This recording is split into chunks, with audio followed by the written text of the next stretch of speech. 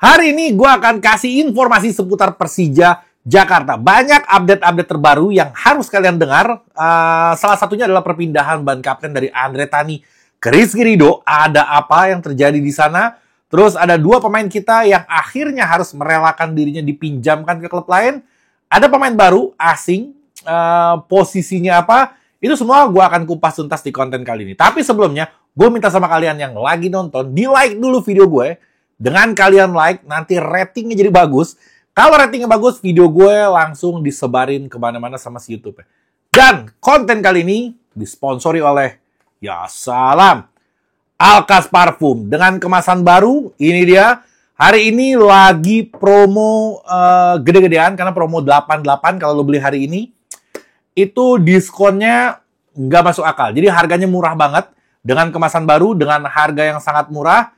Terus nanti gue mungkin akan kasih voucher, gue tampilin di layar. Mungkin kalian coba-coba aja, kalau misalkan berhasil, ini ada lagi potongan 20% dari voucher yang gue kasih di layar ini. Jadi dicoba aja ke sana, kalau voucher bisa kepake ya bagus, kalau nggak bisa kepake, memang harganya lagi murah banget, karena lagi sale 8.8. Itu dia, jadi kalian harus beli sekarang. Caranya, ada linknya, link Shopee, gue taruh di deskripsi. Jadi langsung pencet link Shopee-nya, langsung ke produknya, langsung kalian lihat-lihat di situ. Baca reviewnya, karena reviewnya luar biasa. Alkas Parfum, aromanya menggoda dunia. Ya salam. Oke, gue mau mulai kenapa ban kapten itu harus berpindah. Ada banyak apa namanya? Ada banyak perbedaan pendapat. Andre Tani bilang kalau dia ingin meregenerasi kepemimpinannya itu ke Rizky Ridho dan Ferrari. Oke, Ferrari mungkin jadi vice captain, jadi kapten keduanya lah. Nah, menurut si Andre Tani itu regenerasi harus dilakukan. Mungkin tujuannya apa gue nggak tahu, tapi gue baru kali ini ngelihat kalau ada ban kapten itu yang diregenerasikan gitu. Gue biasanya nonton di tim-tim di tempat lain, biasanya kapten aja sampai dia finish gitu, kayak misalkan Maldini lah, Totti. Terus siapapun itu pemain bola, biasanya itu ban kapten tuh nggak ada yang diregenerasikan terus dianya masih main. Jadi kayak rancu gitu. Jadi kayak lo udah pernah jadi pemimpin, tiba-tiba lo yang dipimpin. Gue ngelihat agak sedikit rancu. Mungkin ada alasan lain, gue nggak tahu. Kalian juga komen aja. Mungkin kalian punya alasan yang lebih dahsyat dari gue. Tapi kalau gue hanya berasumsi-asumsi aja. Mungkin ada sesuatu atau memang dia benar-benar mau meregenerasi. Karena apa gue bilang kayak gitu? Karena Carlos Peña bilang kita terpaksa harus mengganti ban kapten walaupun disetujui oleh kedua belah pihak karena peraturan yang baru sekarang yang boleh protes ke wasit itu adalah pemain yang di lapangan. Satu, maksud gue gini. Yang boleh protes ke wasit itu adalah kapten. Satu orang maksud gue tadi. Kapten dan satu orang yang boleh protes ke wasit cuman si kaptennya aja. Kalau misalkan Andre Tani yang dijadiin kapten, nanti ketika terjadi di tengah, dia mau protes kejauhan larinya. Mungkin itu tujuannya. Dan susah untuk komunikasinya ketika kapten itu seorang kiper. Gimana dia mau instruksiin tengah dan depan ketika dia terlalu jauh ada di belakang. Itu menurut si Carlos Peña. Padahal, walaupun kesepakatan ini udah disepakati oleh kedua, maksudnya Andre Tani dan si Rizky Ridho-nya gitu. Jadi Peña beralasan kalau ini adalah kepentingan protes untuk wasit. Kalau si Andre Tani bilang kalau ini adalah regenerasi. Netizen bilang apa? Waduh, ini fans dari Persija bilang apa? Katanya karena mau ada kiper baru. Kiper asing baru mau datang, jadi posisi Andre Tani akan tersingkirkan. Tentu kaptennya harus dipindahkan. Menurut netizen. Yang benar mana? Menurut gue, kayaknya semuanya benar. Kayaknya semuanya benar. Bisa jadi regenerasi, bisa jadi juga tentang peraturan yang bisa protes cuman kapten doang. Dan yang terakhir ada kiper asing. Bisa jadi ketiga-tiganya benar. Kalau gue nggak mau berpendapat. Gue hanya menyampaikan pemikiran aja. Silakan kalian nilai sendiri. Dan kalian komen di bawah. Menurut kalian kira-kira yang masuk akal yang mana? Oke? Kata-kata dari Andre Tani kayak gini. Ini kata-katanya bagus banget. Kata-kata dari Rizky Ridho. Dia bilang, izinkan saya membawa tim besar ini melaju lebih baik ke depannya. Semoga cita-cita kita semua bisa tercapai di tahun ini dan tahun-tahun selanjutnya. Cita-citanya adalah menjadi juara di Liga Indonesia, itu maksudnya. Terus Andre Tani juga bikin statement di situ, dia bilang di acara kemarin ya, di acara launchingnya jersey dan memperkenalkan pemain itu di JIS, di gue nggak datang, di Ram Barat itu, Karena udah kebayang lah bagi gue, kalaupun gue datang itu bakal banyak banget orang. Parkir juga gue agak sedikit susah. Nanti gue akan bahas JIS sendiri. Ntar gue akan bahas tentang si JIS. Oke? Terus kata Andre Tani kayak gini, saya berikan ban kapten ini ke Rido dan Ferrari. Semoga mereka bisa berlayar di lautan lepas dan membawa Persija lebih baik lagi. Amin. Jadi yang tadi asumsi 3 itu ya menurut gue ketiga-tiganya masuk akal. Ketiga-tiganya bisa jadi dibilang benar. Oke, lanjut ke info berikutnya. Ini Persija Jakarta terpaksa harus melepas 2 pemain, yaitu siapa? Aji Kusuma. Gue nggak tahu fix apa enggaknya, bisa berubah di ujung-ujung karena selalu begitu Persija. Terus yang berikutnya adalah Nico. Oke, Aji Kusuma sulit dapat kesempatan di Persija dan performnya juga dia nggak oke sebagai striker karena total selama dia di Persija udah berapa tahun? 2-3 tahun? Dia belum sampai 5 gol mungkin sebagai seorang striker. Ya ini catatan yang sangat buruk. Mungkin dipinjemin ke Persita, infonya nggak tahu bener apa enggak, untuk menambah jam terbang dia, untuk melatih ketajaman dia, balik ke Persija nanti dia udah oke. Mungkin tujuannya kayak gitu. Kalau Nico juga sama. Nico pemain bagus, sayang untuk dilepas, makanya cuma dipinjemin. Dari sebelumnya juga dipinjemin musim kemarin. Ya butuh waktu. Ini anak butuh waktu supaya dia bisa menjadi pemain hebat di Persija. Tapi bagi gue ini orang skillnya juga bagus banget sih sebenarnya. Nah, kalau Nico kemana? Katanya Nico itu akan ke Dewa. Gue nggak tahu. Ini hanya tebak-tebakan aja. Bisa benar, bisa salah. Oke? Jadi untuk slot pemain asing, Persija kurang 1 lagi. Total sudah ada 7. Siapa aja mereka? Yang pertama ada Ondrej Kudela. Kenapa bingung gue sama Kudela? Kenapa performanya? Tapi gue tau ya, kita mesti nilai pemain itu di liga dan kita mesti tunggu sampai paruh musim gitu. Itu pembuktian dia di situ. Jadi main setengah musim itu pembuktian dia. Kalau dia oke, ya dia berarti bagus. Kalau misalkan di situ dia acak-adut, misalkan udah mainnya berantakan, sampai akhir musim bakal berantakan. Biasanya ngetesnya sampai paruh musim. Kalau kita menilai hanya karena Piala Presiden kemarin, nggak fair. Karena itu cuman ya, uji coba, jadi belum sepenuhnya pemain menampilkan permainan terbaiknya. Oke, gue ulangin lagi. Yang pertama, Ondrej Kudela. Ada Pedro Diaz. Terus ada Ramon Bueno. Ramon Bueno, ya salam. Ada Maciej Gayos. Ini oke banget. Rio Matsumura. Gustavo Almeida. Dan Marco Suber Simic. Dan satu lagi, kalau informasinya akurat, katanya hari ini, gue mungkin habis maghrib gue upload, katanya hari ini mau ada pengumuman jam 8, nggak tahu bener atau nggak, bisa jadi bener. Katanya soal informasi dari si klubnya sendiri, menyatakan kalau pemain ini sudah keluar dari sini dan akan menuju Indonesia. Carlos Eduardo namanya, kiper posisinya. Bisa jadi benar, bisa jadi cuman gosip, gue nggak berani menyimpulkan. Oke? Jadi kalau misalkan datang satu lagi pemain asing, berarti sudah pas semua slot pemain asing dipenuhi oleh Persija Jakarta menjadi 8. Ketika 8 harus 6 yang ada di lapangan. Gue berpendapat kalau Simic dan Ondrej Kudela sepertinya yang akan menjadi cadangan. Atau Pedro Diaz. Kudela yang inti, Pedro Diaz ganti-gantian sama Kudela lah. Simic akan jadi cadangan, Gustavo akan menjadi pemain intinya, Carlos Eduardo kalau benar dia datang, dia akan menjadi kiper utama, Andre Tani yang akan menjadi cadangan. Karena gue kemarin ngeliat, kalau nggak salah diperkenalkan kiper cuman cadangannya 1, 2 apa ya? Nggak tahu gue. Mungkin nanti pemain junior akan turun lagi ke EPA. Oke, gue mau apresiasi untuk PSSI. Kenapa ya? Karena sesuai janjinya, di tahun pertamanya dia akan fokus ke Timnas Indonesia. Terbukti bagus banget Timnas kita ya. Di tahun keduanya dia akan fokus untuk Liga. Dia menargetkan tinggi banget untuk Liga. Kalau nggak salah, angkanya gue lupa.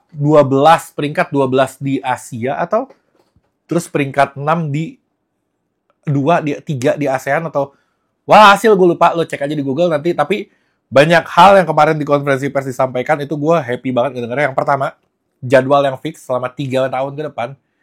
Jadwal fix selama 3 tahun ke depan ini luar biasa banget nih. Nggak pernah terjadi di Indonesia bisa bikin jadwal sampai 3 tahun ke depan nggak akan berubah-berubah.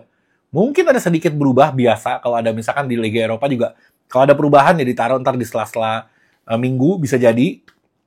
Tapi untuk fixnya itu, dia nggak akan berubah jadwalnya sampai 3 musim ke depan. Ini gila banget, bagus banget dia. Terus, ada pelatihan wasit yang digencarkan. Wasitnya ditingkatkan kualitasnya. Dan pelatihan untuk VAR juga untuk wasit, kayaknya oke. Gue kemarin ngeliat di Piala Presiden, wasit udah oke banget untuk VAR-nya, tegas. Keputusan-keputusannya juga nggak yang kontroversi seperti kayak sebelum-sebelumnya. Ini karena kualitasnya ditingkatkan, dan PSSI juga ngasih banyak banget dari gajinya, dari asuransinya, dari macam-macamnya memang dimanjakan banget supaya dia nggak mikir-mikir untuk berbuat kecurangan si wasit ini. Jadi itu harus diapresiasi, poin kedua itu tadi. Oke? Ada wasit asing juga, ini perlu diapresiasi juga. Jadi kalau nggak salah setiap sebulan sekali itu selalu ada wasit asing untuk Indonesia. Bisa dari Jepang, bisa dari Eropa, dari manapun wasitnya campur-campur, negaranya nggak cuma dari Jepang. Ini juga dahsyat banget terobosan yang maut. Oke, VAR yang berikutnya. VAR juga berhasil banget di Piala Presiden, akan diterapkan di Liga. Mudah-mudahan berjalan dengan baik. Kalau misalkan masih ngaco juga, berarti wasit yang kelewatan gitu. Terus yang berikutnya adalah perizinan di kepolisian itu sudah diketok palu, sudah disahkan, akan diberikan izin sesuai jadwal yang ada. Biasanya kalau mau pertandingan izin dulu ke polisi. Kalau dikasih kita main, kalau nggak dikasih kita pindah kandang. Jadi kacau. Sekarang nggak. Sekarang udah izin dari awal sampai 3 tahun ke depan. Gua atau apa per musim diperbarui apa 3 tahun ke depan itu sudah diberikan oleh pihak kepolisian. Tapi hanya satu aja away yang belum. Karena apa? Ya karena kalian belum bisa gitu dikasih away. Dikasih away tiba-tiba bukan kita yang ada di sebelah sono, kaca mobil dipecahin. Wah, tiba-tiba bikin rusuh di sono, bikin rusuh di sini. Itu yang menyebabkan, terus abis bikin rusuh nanya, kenapa nggak boleh away? Ya lu rusuh. Bagaimana mau dikasih away ketika lu rusuh? Nggak dikasih away aja lu pada rusuh. Apalagi dikasih away. Itu yang menjadi kekhawatiran PSSI karena takutnya nanti liganya di-ban, makanya nggak diizinin. Biar nyaho loh. Makanya jangan suka rusuh. Gaya-gayaan kayak jagoan aja loh. 1 lawan 1 kalau mau. Oke, yang berikutnya apa lagi? JIS dan GBK akan menjadi kandang kita. Akhirnya Persija bermain di mana dia harus bermain. Selama ini kita menjadi tim yang bolak-balik sana-sini ke kota orang. Sekarang kita bermain fix di Jakarta. Kalau nggak ya JIS, kalau nggak GBK. JIS memang mempesona. JIS memang enak banget untuk nonton. Lu nonton di berbagai sudut pun enak banget pemandangannya ke lapangan. Lu kayak di Eropa nontonnya. Cuman kekurangannya panas yang luar biasa, ngap banget di dalamnya, dan parkiran yang tidak memadai. Itu yang merepotkan dan bikin males gue nonton di JIS sebenarnya itu. Cuman nontonnya enak, apalagi kalau stadion full, tiba-tiba ada kayak Barito mau datang, silahkan aja loh. Itu kepungan suara dari kita, ya salam, itu bisa bikin lawan ketar-ketir. Oke, GBK selalu menyenangkan. Gue nggak tahu, gue udah berkali-kali gue sampaikan, walaupun JIS istimewa, walaupun JIS mempesona, tapi GBK tuh kayaknya kita banget gitu. Kalau gue ngerasain begitu, enak banget nonton di GBK. Nggak tahu, gue dari akses parkirnya, dari akses jalannya, dari akses pulangnya, kayaknya GBK ini sempurna gitu. Nah, JIS masih banyak yang perlu diperbaiki, walaupun di dalamnya enak banget, tapi banyak banget. Gue saran ya, mudah-mudahan video ini nyampe ke pihak JIS. Saran gue lo pakein kipas yang gede-gede. Nggak tahu teknologinya apa, bukan kipas angin yang begini. Kipas yang gede-gede, kayak acara-acara hajatan begitu kan ada kipas yang gede tuh. Taruh di atas, di sekelilingnya, atau di setiap inian lo taruh kipas. Yang penting anginnya muter di dalam gitu. Karena itu parah banget. Ngap banget. Bahkan pas Piala Dunia Junior aja dikomplain sama beberapa orang dari berbagai negara tentang panasnya itu stadion. Panas banget, panasnya luar biasa gitu. Jadi pakein kipas yang gede di setiap beberapa sudut, jadi kira-kira aja lah. Nanti kalian yang lebih tahu, itu bisa bikin lebih nyaman. Gak seberapa listriknya, disewanya juga kan ada harganya, pasti ada. Ya lumayan lah, harus ada take and give-nya gitu. Karena kalau nggak Persija yang pakai, ya pemasukan ente juga kan berkurang juga gitu. Kan gitu lumayan nih buat semusim ke depan pakai terus. Ente faedah pasti udah, makanya beli kipas. Kalau nggak ntar gerah, nanti kesian, kita ngedukungnya nggak sepenuh hati. Oke? Jadwal Persija, gue terakhir ntar habis gini. Jadwal Persija berikutnya Barito. Tadi gue ngeliat di berita kalau Barito udah OTW, udah di airport, udah mau nyampe Jakarta. Akhirnya gue merasakan lagi vibes-nya untuk Liga Indonesia. Lama nunggu nggak ada Liga.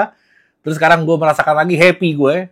Seneng banget gue ngelihatnya dan nggak sabar gue untuk nonton di stadion lagi Liga. Bukan Piala Presiden, bukan itu, nggak nafsu gue. Tapi Liga gitu. Jadi ternyata sebentar lagi. Yang ditunggu-tunggu kayak lama, tapi udah mau tiba waktunya. Happy gue, alhamdulillah. Itu perlu kita syukuri. Setelah Barito kita lawan Persita. Dan setelah itu kita akan lawan Persis lagi. Itu di kandang lagi. Lawan Persita kita away. Lawan Persita Persija itu tanggal 18, tanggal 24-nya Persija lawan Persis Solo. Cukup padat nih. Kita main di tanggal berapa sih? Hasil 18, 19, 20, 22. Ya lumayan lah, weekly itu mainnya. Oke. Yang terakhir si Zahabi Goli. Zahabi Goli ini anak ajaib. Gue salut banget main anak. Umurnya masih 15 tahun. Mainnya pede banget. Mentalnya bagus. Bahkan dia kemarin di Timnas U16 juga juara. Dan dia menjadi pemain terbaik lagi di situ. Jadi ini orang layak untuk masuk di tim utama. Di tim Persija maksud gue. Di tim utamanya. Tapi kalau untuk jadi starting line up atau untuk dimainkan, gue ngerasa agak berat. Soalnya yang pertama masih terlalu muda. Dan persaingan di posisi dia juga agak berat juga dia. Tapi dengan dia latihan bersama senior di tim Persija, itu suatu keuntungan buat dia. Dia bisa lebih dewasa, cepat sebelum waktunya gitu. 15 tahun, main sama senior, main di liga yang kompetitif dengan dukungan supporter yang cukup keras. Ini anak akan cepat dewasa. Oke? Sekian dari gue ingetin sekali lagi. Alkas Parfum dengan kemasan barunya yang Yas Salam begini. Dengan promo 88-nya yang lagi murah banget, lagi banting harga gila-gilaan. Ada promo dari pihak Shopee-nya juga. Jadi mumpung Shopee ngasih promo yang gila-gilaan, sikat. Jadi sebelum nanti harganya naik lagi, oke? Caranya ada di deskripsi linknya, kalian langsung pencet linknya nanti langsung masuk ke Shopee. Oke, sekian dari gue. Assalamualaikum warahmatullahi wabarakatuh.